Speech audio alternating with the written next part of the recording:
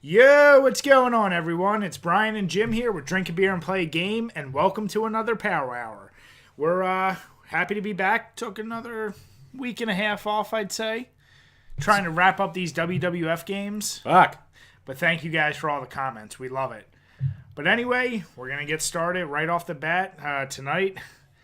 We're leading this Power Hour into another one of those drinking game Power Hours, and so we're going from Jim's interesting collection. So what do we have tonight, Jim? Well, Brian, we have a delectable combination of both Bud Light Lime and Coors Light. Yeah. So that's what we're going to have during this podcast. Not much we need to say about Bud Light Lime. No. Yeah. It's limey. It's artificial lime and Bud Light. That's it. Yeah, that's about it. It's a summer beer. It's fine. Wait, is there anything to read? Ooh, Yes. ha ha. This is the Go ahead. I won't steal what little you have. It's going to be one of those shows. This is the famous Bud Light Lime, something we know of no flavored beer produced by any other brewer, which is brewed and aged to be more refreshing. I'm sure it's aged. Our process produces a light-bodied lager with natural lime flavor, fresh taste, and smooth drinkability. It is a premium light beer with natural lime flavoring. Natural, Bri. Natural. I'm sure it is, yeah. What's the ABV? 4.2. Yeah. Okay, yeah. It's one of our weaker ones we've had. But everybody knows this beer, so... Going for quantity today. Yeah, it's fine if you're cheap and you don't want to spend a bunch of money on beer and you want to drink a whole bunch of it. It's fine. Yeah. It's a nice summer beer, so...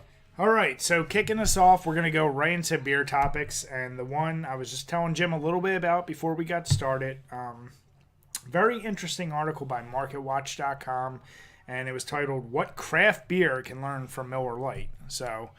Right? I mean, could you say shots fired, Jim? Shots fired. So this... Brian, I can't learn anything, dude. Just corporate trash. Yes. So essentially, to break it down for you, obviously, article will be in the link below. This company took the 10 most popular macro light lagers. So you got Miller Lite, Bud Light, Hams, Michelob, like just everything you can think of. What's Hams? It's apparently another one under Anheuser-Busch, I believe, and it's just random light beer. I'm going to completely screw this up. I'm going to say in the Midwest. Yeah. Okay. So, Bud Light. So, it was a blind taste test for these 10, and they took 3 craft beer brewers. I can't remember which breweries they represented, but these guys were legit, hardcore craft beer. And every test pretty much came out the same. It's like, yeah, we can smell the corn, the sweetness, yada, yada, yada. But they were all kind of surprised that, okay, this actually tastes kind of good. The biggest complaint was that some of the beers were a little too sweet, which obviously we've said. If you're a craft beer snob, you're used to hops. You're used to bitterness. So as soon as you taste something like a lager, it's going to be more malty, more sweet. It turned out that Miller Lite scored the second highest on there. So the article basically surmises that it might make more sense for craft breweries to stop doing just IPAs and more of the bitter stuff and go over to lagers. We know it's a completely different brewing process, but it will open up a wider audience for these guys and let them do some of their innovation with light lagers, because sometimes during the summer you don't want to drink a double IPA or you don't want to drink a porter. You want to drink something that goes down easy. So a light lager, a Czech Pilsner, things like that you don't really see a ton of. Now, that's not the golden rule, but that's kind of what the guy was driving at. I thought that was kind of interesting because Jim and I, when we started the site, the whole point was, are these beers really as bad as they say they are? Are the ones that are the greatest really as good as they say they are? And, we've always been honest in our reviews for them, so. Yeah, I mean, besides the fact that, yes, I am cheap, I don't just drink as much Keystone Light as I do because purely for that or for pounding purposes. But, I mean, sometimes it is really nice on a hot day to just crack open a crappy macro Pilsner and go to town on it. Or a Yingling Light or something like that. Like, they're smooth, they're refreshing, and I still say maybe this is going to change, but when I was a kid, when you thought beer taste and what a beer smelled like and looked like, this these were your options. So there's still going to be that thing in the back of our head, at least, that this is a beer. And all the craft stuff's, it's fancy pants shit. So, I mean, I don't get us wrong. At this point how much we love our craft stuff. And especially him with his stouts and his porters and everything. I like the Hefeweizens and shit like that. So, the fruitier stuff. Because I'm a little princess. No, but I mean, yeah, if you appreciate good shit, that doesn't diminish the fact you can still like a Bud Light or a Miller Lite and still really appreciate and understand, okay, a Weyerbacher is going to be much better. It's a better process, yada, yada, yada. But the thing I always find interesting is, to Jim's point, when you think beer taste, that light lager is the number one what you think of.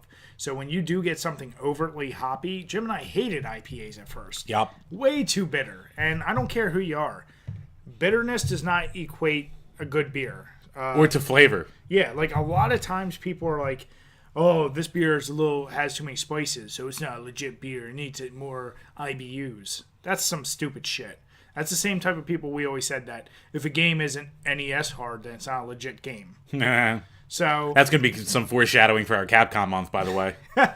Yeah. So at the end of the day, you got to drink what you like. And if all you like is light lagers, fine. But I've also been on the flip side where now that I've tried enough beer, when I try and take more crazier craft beers to some of my friends who are only used to light lagers, they're like, what is this shit? Like, this is too heavy or this is too strong. Like, I'm not trying to have that. So, yeah. Yeah, I mean, I think I've told this before, but there was years ago before the site, stop slamming the goddamn beer. Well, maybe get a better setup. Yeah. Buy me a table. Anyway, so I was in the starting phases of trying the more crafty beers, maybe 2010, 11-ish, maybe 09 even. No, I think I'm talking 09 here. And I was like, oh, I'll get a case, and going through the beer store, and I saw Smutty Nose, which, for those who don't know, is a very hoppy IPA. I did not know this. So I buy the case, I bring it home, I try it out, and I go, I hated it. It took me about 6 months to get rid of that case. Not even with just me drinking it, being like, having people over and being like, hey, you should try this beer, it's pretty good. And, they were not happy about it either. So it's definitely an acquired taste. And we've tasted some beers that taste like a literal hop shoved up a dog's asshole. And people are like, oh, it's great hops, you guys need to make beer. So I can see where the article's coming from. Expand a little bit. Yeah. I just want to see more craft lagers, light lagers, just to try a new style that you don't see in the craft community enough. Yeah, somehow new lagers to find that as like it's a unicorn basically. Yeah. So, interesting article. Read below if you enjoy it. Let us know what you think about it. But that's really our only beer topic for today because we got a decent amount of actual game topics. Shitload. So we'll start going through them. The first one from our buddy Kitt. RPGs. Which do we prefer? Turn-based or real-time combat? So when I saw this, I was like, shit. So the one thing I will say, I'm going to kind of cheat because I'm not going to say RPGs because I don't know enough RPGs. I don't have enough experience with RPGs in either format. But when I think, and this is where my mind's at, if I say turn-based, I'm thinking something like XCOM. And if I think real-time strategy, I'm thinking Age of Empires, right? All that style. Simply based on what I've been exposed to more and what I tend to gravitate towards more, I'd have to go real-time combat because I love Age of Empires. I love Rome Total War. I love those style of games because I feel like I'm a little more in control. Turn-based combat, well, you do have to forward thinking, set up your strategy a little better. I feel like too much of it is left up to the randomized luck or whatever mechanics. Like XCOM is a perfect example.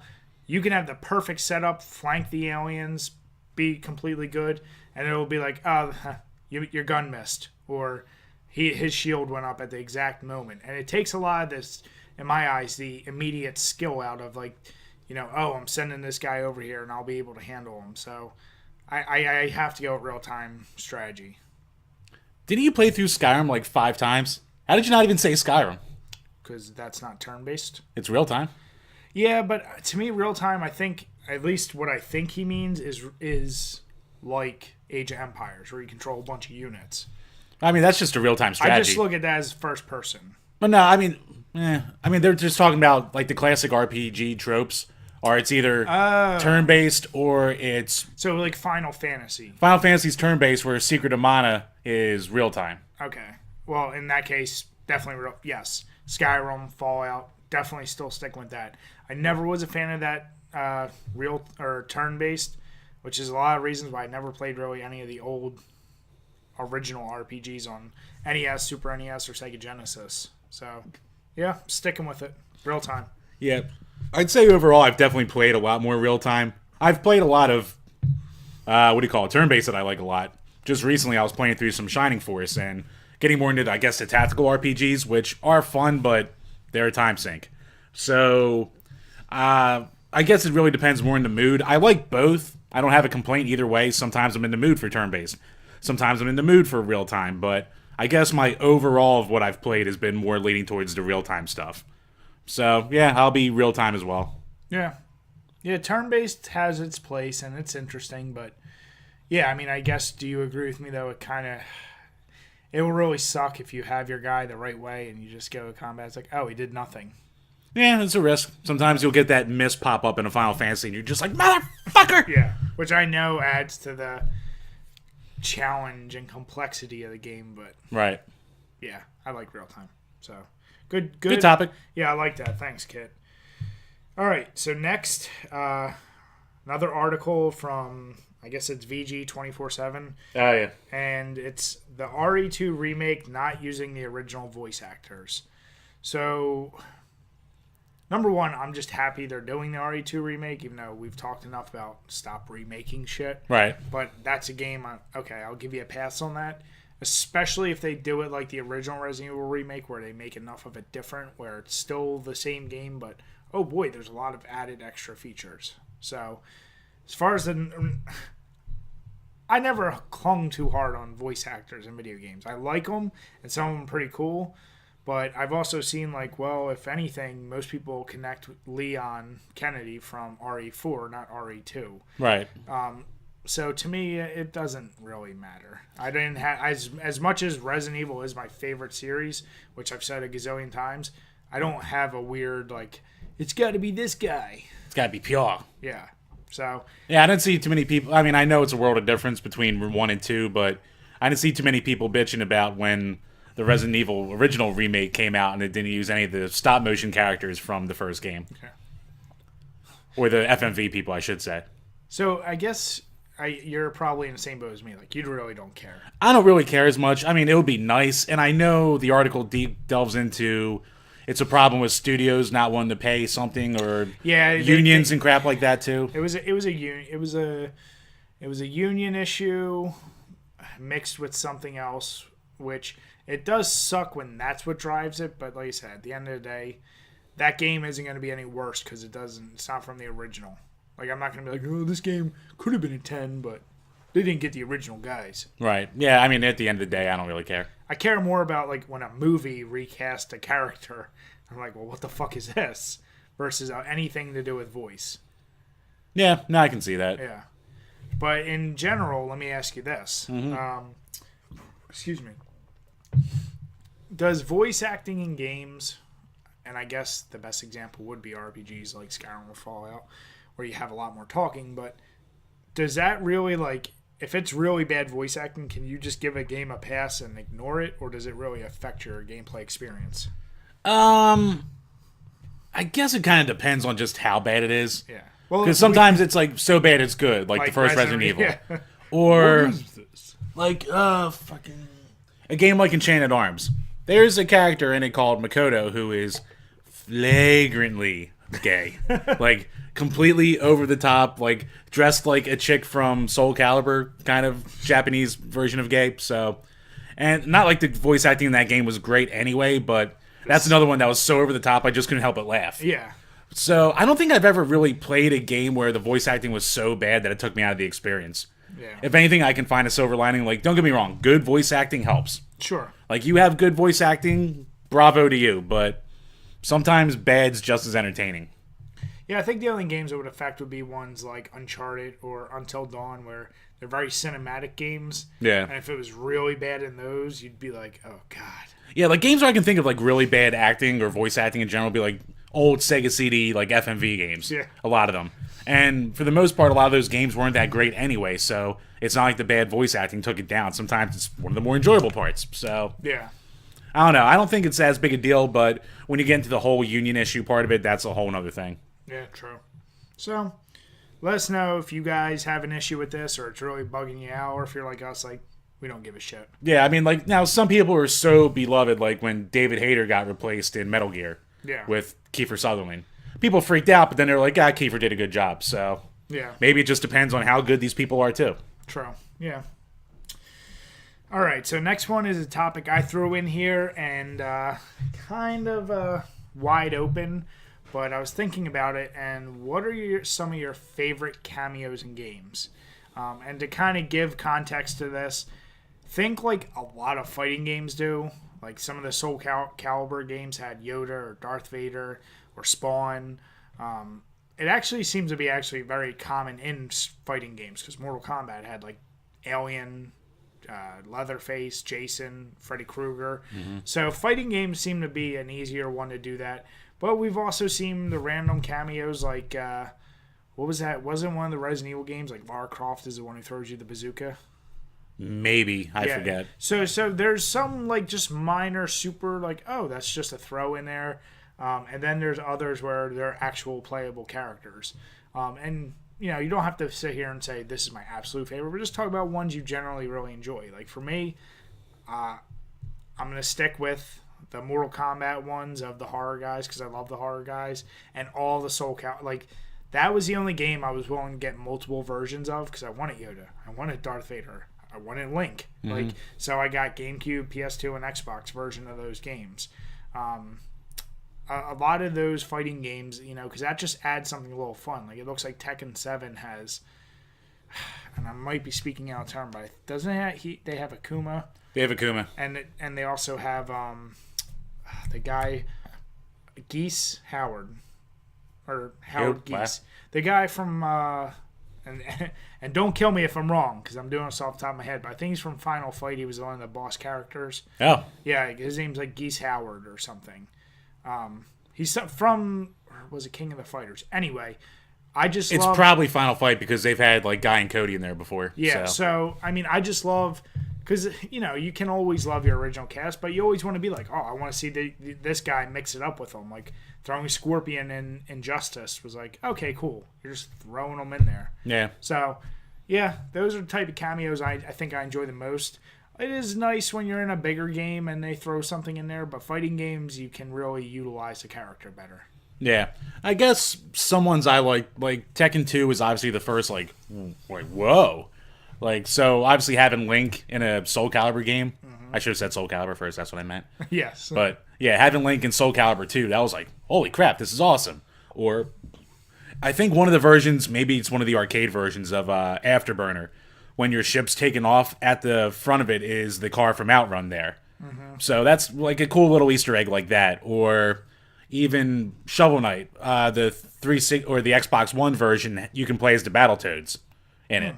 So that's kind of a cool thing, and that's only for the Microsoft version because they own Rare, blah, blah, blah, blah, blah. But, yeah, I like those little cameos, random Easter egg. I think I like them more when I'm surprised by them as an Easter egg than when they actually put them in there, but off the top of my head, I can't remember more. I know one that everyone used to really love, and it was crazy for the time, was, speaking of Capcom, in Mega Man X, when you get the Ryu Hadouken as the power. Yeah. And it was like, that was a huge deal. Like, oh my god, like, this is that. Or shit, how about in Dead Rising when you can get the Mega Blaster? Yeah, Capcom is really good about that. I mean, obviously they're cool with sharing their stuff with Marvel versus Capcom, but in a lot of their games they tend to intermingle characters. So, yeah, no, it's a practice that I like. As long as it doesn't make the game too cheesy. Right. You know, like, I think when we were growing up in the 90s and 2000s, with all the Tony Hawk games, all the Tony Hawk like snowboarding games, they always had like Spider-Man or Scorpion, Sub-Zero, people that were just like attire swap outs. And it's like, hey, you could just be Spider-Man on a snowboard. Cool. Or shit, the original Revenge of Shinobi that had Spider-Man, Batman, Godzilla, and fucking Terminator, all his cameos. Yeah, so I think we were, well, speaking of Terminator, which WWE 2K was it that just had him? I think it was like... one of the weirdest, I think it was 15 or 16. Yeah, that was one I was just like, why? Like, of all the people, It was a weird cross-promotion. Yeah, so as long as it makes sense, I like them. Yeah, I can see that. Yeah, I like him as well. But yeah, like I said, this is just an interesting one. It's a topic I'm sure I thought of because I was doing playing a fighting game, and I was like, oh yeah, you know what? I always like when this is here. And let us know your favorite cameos, too, that we missed. That would have worked a lot better if I wasn't shitty at this. It's okay, Jim. No one expects it. It's only been 4 years. All right, so moving on. Speaking of fighting games, Marvel vs. Capcom Infinite not featuring X-Men characters because people don't remember them. This is brought to us by comicbook.com. Pretty, I guess you could say, controversial. I know a lot of fans. People were in an uproar.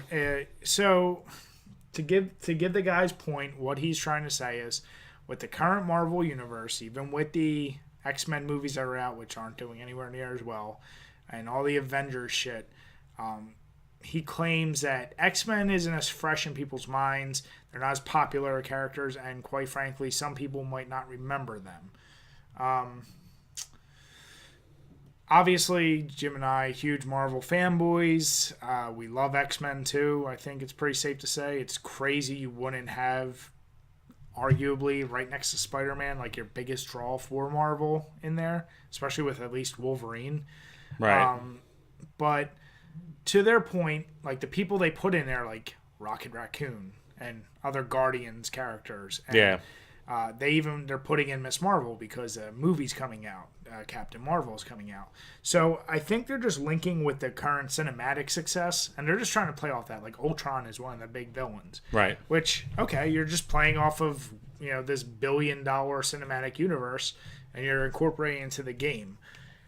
I get it, because at the end of the day, we're in our 30s, we still play video games, but these games are made for kids, and kids are watching the Marvel movies, and whether we like it or not, that's what kids are growing up with more than X-Men. Not to say the new X-Men movies, you love them or hate them, we know Apocalypse took a shit, but the new movie Logan was great, Deadpool was great.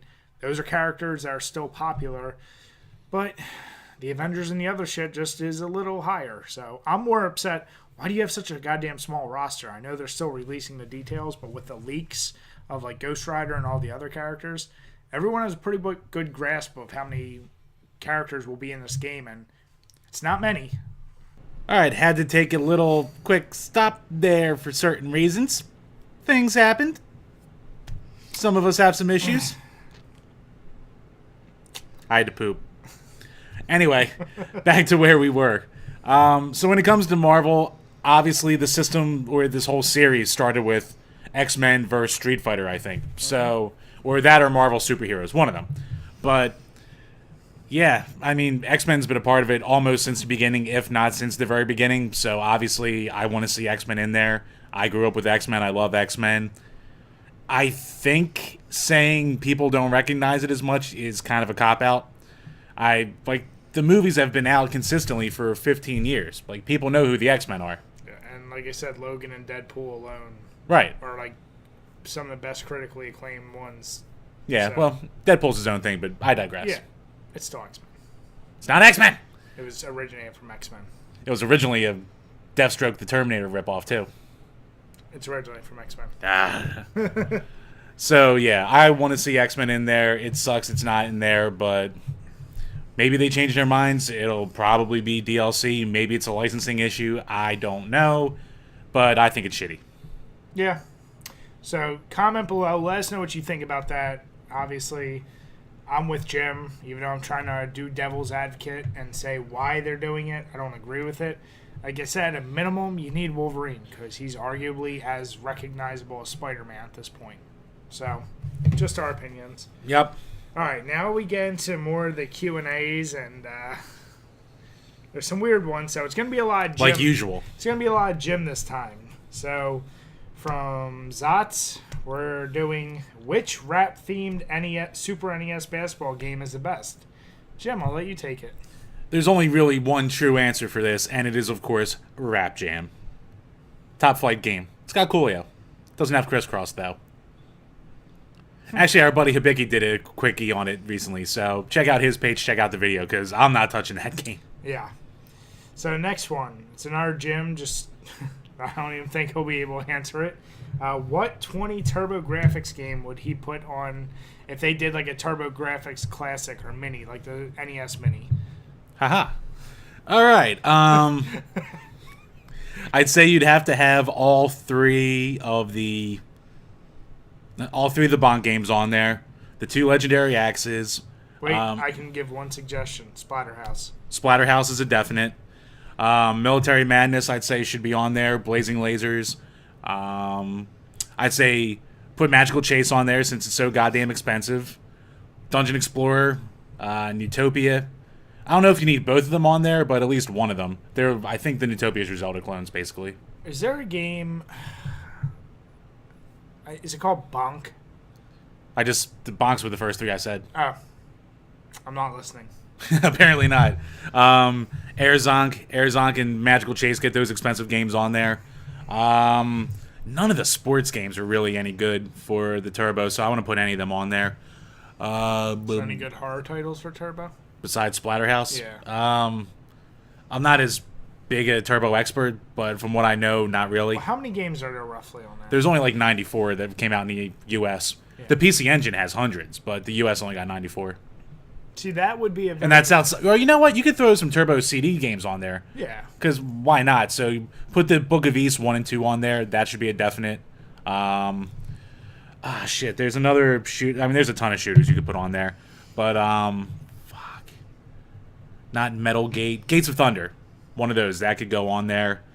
I said Military Madness already. Bloody Wolf. Oh, Bloody Wolf. I love Bloody Wolf. We never got around to making that video, but... Bloody Wolf should be on there. Devil's Crush should be on there. You can probably leave Alien Crush off. And if you want to put, I guess you should keep it with the NEC games. Maybe because it was a packing game, put Keith Courage on there, because even though it's not that great of a game.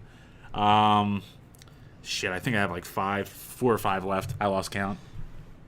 At the end of the day, Jim is our resident TurboGrafx expert. But obviously, it's not something he's wholeheartedly in. I mean, I only own 15 games for it. I wish I had more, but it's something... I'll get a game, like, I like to say once a quarter for it, if that. Yeah, and I've literally, other than Bonk and Splatterhouse, that's it. That's my experience with TurboGrafx. So, no, I do think... I'd prefer they do these mini or classic or even more flashbacks, whatever you want to call it, with systems like that. So I could be experienced... And see, playing something like that would drive me to get it. So I think that would actually be a great idea because Turbo collecting is not cheap. It's crazy. Small library.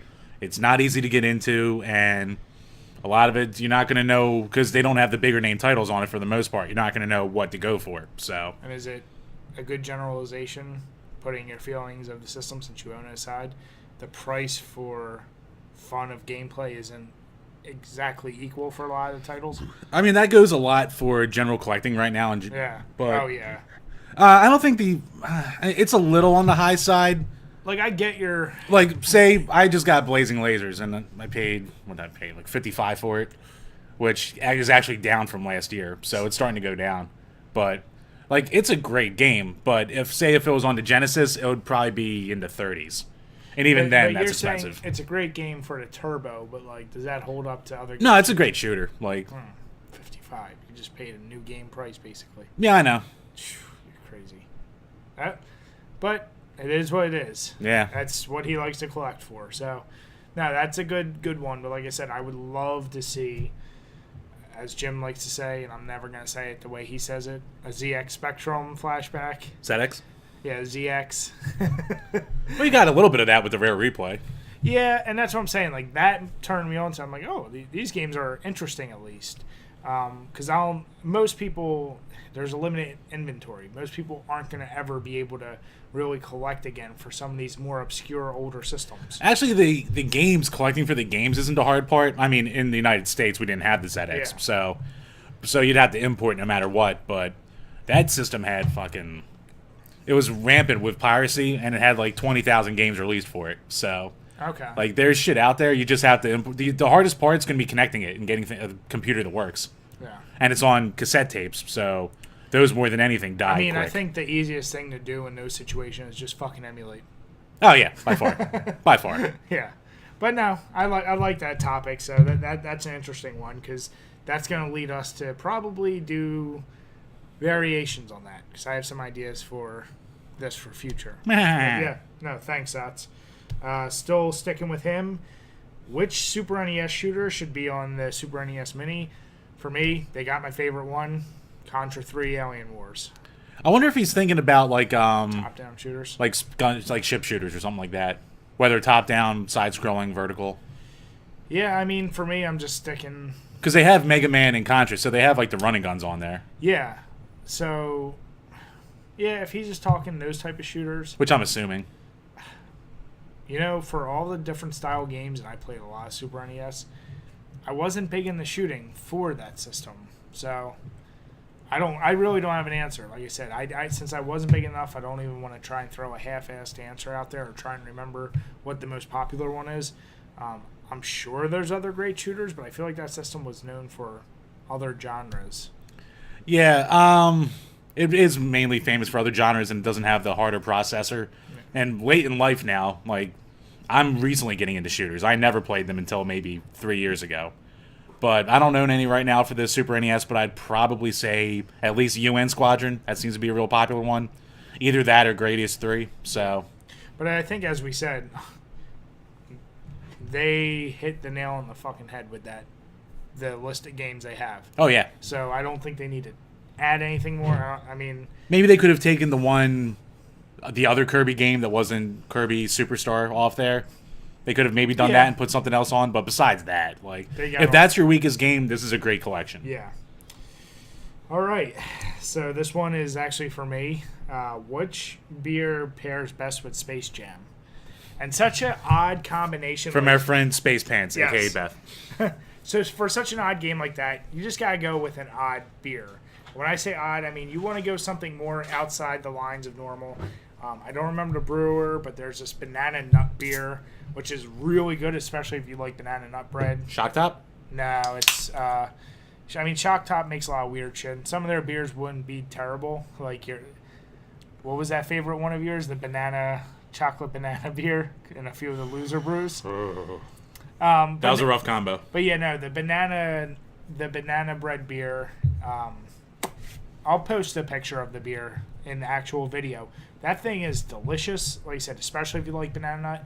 But going even crazier, you know what? I'm actually going to say something like a habanero sculpin, because I want you to have something that's just so goddamn odd that you need like a flavor of spice, or if you're going to go just balls crazy with flavor, you could do some of the more fruity beers, like Jim said, like Shock Top, or you can do just a wild blueberry. I don't think you just want to drink a standard beer for something like that. So, yeah, any of those weird fruit beers or spice beers, as I call them. Jim knows all about the habanero sculpin. Do I ever? A lot of loser brews for Jim. I forget the name of the beer, but there's one that has like Space Invaders as the label, so space. There you go. Go fuck yourself. Yeah, but it's different, so why don't you be fucking professional? Why start now? All right, so next one from our buddy Hibiki. And what will it take for Nintendo to get a pass on these classic collections? First things first. It's impossible. They can't get a pass for the NES one. The Super NES, they'll get a pass if they make enough. That's it. Which they already aren't. Yeah, so if by some miracle they change their mind, release more, the price point I'm actually okay with. Yep. We've said the games for Super NES is amazing. Yep. So it's just about quantity.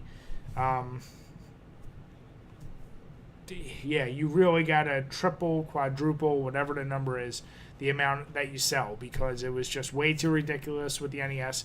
And I don't know how many of you guys use like Let Go or apps like that, but it still is disgusting that I'm still seeing people post like NES Classic Edition, $250 or $200, and I'm like, ha! You fucking scumbag! Like every time I see it, I want to be like, you are such a piece of shit.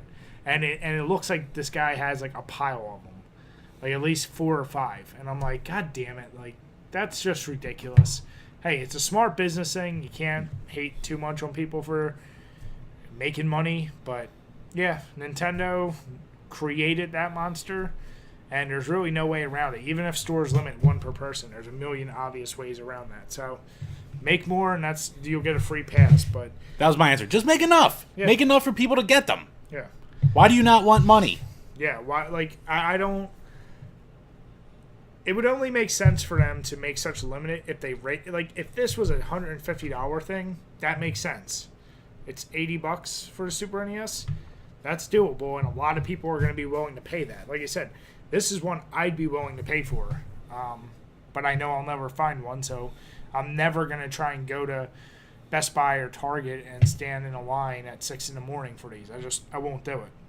So yeah, same boat here. Sure. And I already own most of the games, so I don't need it anyway, but would it be cool to have? Yeah, of course. Well, am I going to go out and get one? No. Yeah, so the only other thing that'll be interesting is we've seen Sega. Did they already release that? It just released this week. The Atari and the Sega flashbacks released this week. So, I mean, Atari's always been doing flashbacks, but now Sega's doing this, coincidentally. I wonder if other systems, like Jim and I were just saying, what if this just inspires other consoles to do these? Then that's interesting. I would appreciate more. What I would love, everyone likes the fuck Konami because of the Kojima thing. Do a Konami system only. With Konami Classic Games. Release that. How many people would buy that? But probably then they couldn't make Pachinko. I hate you, Jim. So yeah. Hate myself. It's an easy answer, and it's probably the obvious one, but that's the only way. They don't need to do anything else with it. Maybe the only suggestion I would say is do it in like volumes. Kind of like we do a certain drinking game now. Just... I mean, how many people bitched about the NES library games, which, granted, some of them were odd, and we know there are licensing issues, but say that's the first release, and then the second version has these other games. I wouldn't be surprised. I'm already kind of assuming that they're going to have something like that. Another iteration down the road. So, yeah, but if people don't like it, hopefully they don't go out and spend an ass ton, especially on resellers. Yep. All right, next one. This is going to be very uneventful for Jim and myself. Which is better, the PSP or the DS? Full disclosure, I've never played either. So I don't really have an answer. I'm just trying to think. From what I can recall, I mean, obviously the DS sold like fucking crazy, but the few people I did know at PSPs couldn't stop raving about that. Yeah. And it looked like the variety of games on the PSP, especially since, PlayStation, I forget, what was their first ever portable thing? The PSP. That was the only one they had? Yeah. Okay. I just remember, like, the quality of the games. They had that in the Vita, but the PSP was first. Okay. So I just remember that, in my eyes, I think was a better bang for your buck and had better possible games, because the DS was what you would expect. The Pokemon, Legend of Zeldas, Castlevanias, but I don't know. I'm sure DS sold a hell of a lot better. It did. So, but once again, I have no stake in the game, so I can't really say. Jim?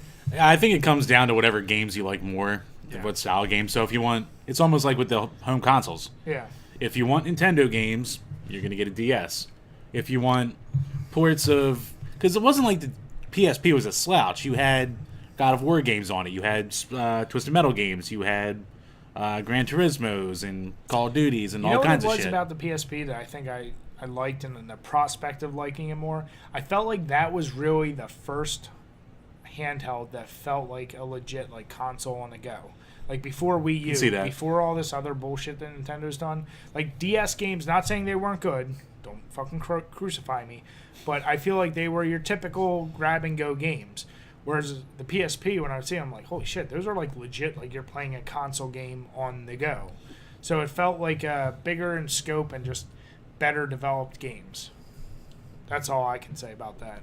And it was actually, I'd say, definitely more towards the casual market too, because like you had your Maddens and your sports games on there that like you would get on a normal console.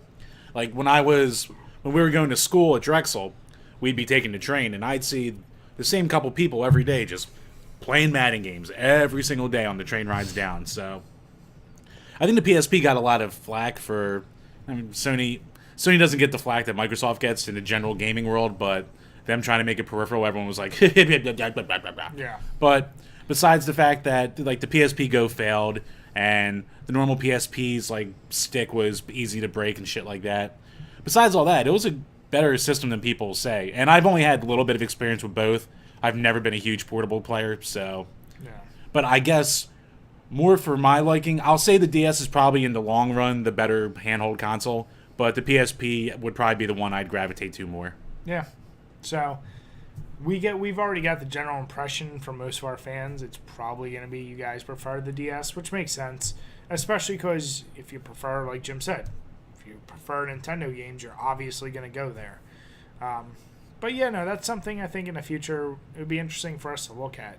If we actually decide to pick these up and try out a few games, do some comparisons like that. But no, it was a good question. So yeah, another good one. All right, so this one, today's will end a little bit short because once again we're going right into another drinking game. So make sure you stay tuned next week for that video. But anything you want to say about good old Bud Light Lime before we go, Jim? I like it. Yeah, it's fine. It's smooth. It's got the sweeter taste to it. It's enjoyable. It's good summer beer. I will say this is significantly better than Miller Chill. That's why Miller Chill isn't around anymore, because no one liked it. There you go. There you go. So yeah. Right, did I happen to mention that this is the famous Bud Light Lime that we know of, no flavored beer produced by any other beer? So anyway, guys, let us know if you have any questions for us for future podcasts below. Obviously, you can hit us up on Twitter, YouTube, email, Facebook. We always respond, so just send us your questions. Yeah. Our Twitch that we almost never use anymore. We're getting back to it, don't worry. But in general, thank you guys for watching. We always appreciate it. Until next time, guys. Cheers. Cheers, guys.